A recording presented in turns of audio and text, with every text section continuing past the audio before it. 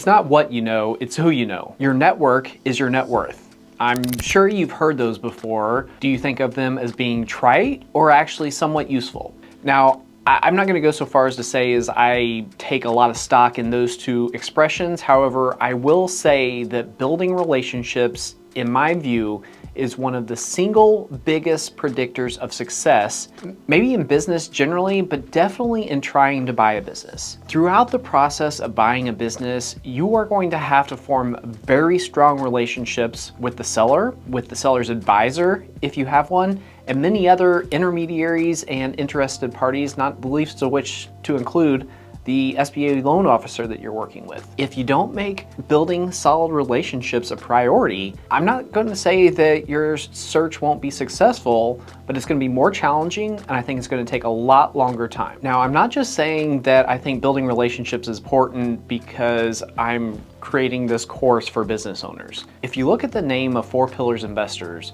the very first pillar is relationships as a cornerstone for success. We did not make it that just because we thought it sounded good or we thought it would be effective when we told people that was one of the pillars that we stood for. Not at all. This is a pillar that we live every day.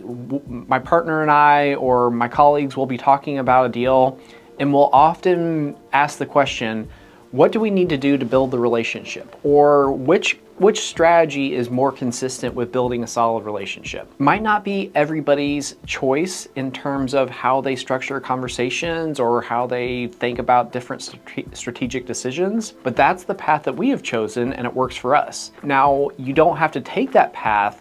However, I will encourage you, strongly encourage you, that if you undervalue building solid relationships, you're gonna be in for an uphill climb on this process.